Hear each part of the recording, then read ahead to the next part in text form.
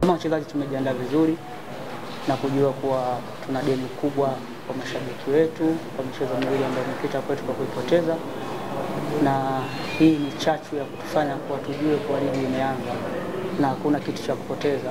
Kila mechi kwetu ni zaidi ya mechi kubwa, kwa hiyo tupate ushindi ili kuwafanya Wanakigoma wawe katika furaha.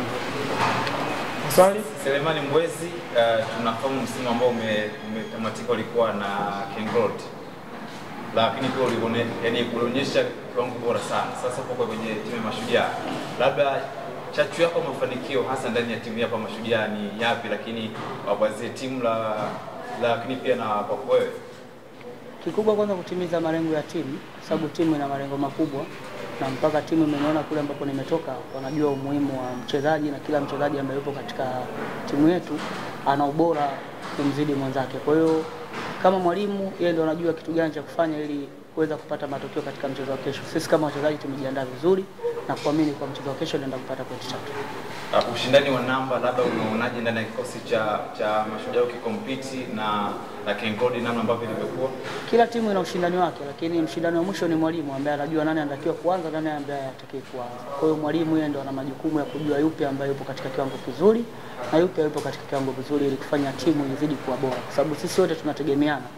Mimi namtegemea mwingine, kwa ubora wangu unategemewa na mtu mwingine kuwa bora zaidi. Kwa hiyo mimi naamini upinzani ni mkubwa, na ili kuwa na upinzani lazima wote mjitoe na kupata matokeo mazuri. Kwa hiyo mimi naamini timu yetu iko bora na upinzani ni mkubwa. Swali la mwisho, pengine kumbukumbu zinaonyesha kwamba Mashujaa hapa katika uwanja wa Stadi Mwinyi hamjawahi kupata matokeo mazuri. Pengine kwa mchezo huu tunakwenda mkiwa na hofu kiasi gani?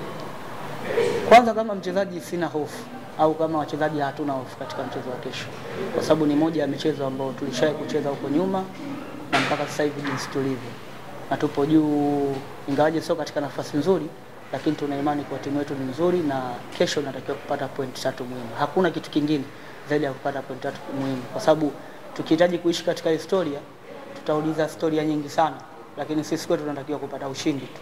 Wanakigoma wanahitaji ushindi na sisi kama wachezaji na tumewaahidi ushindi na tunawaahidi kwa tunaweza kupata ushindi katika mchezo wa kesho. Shukrani sana.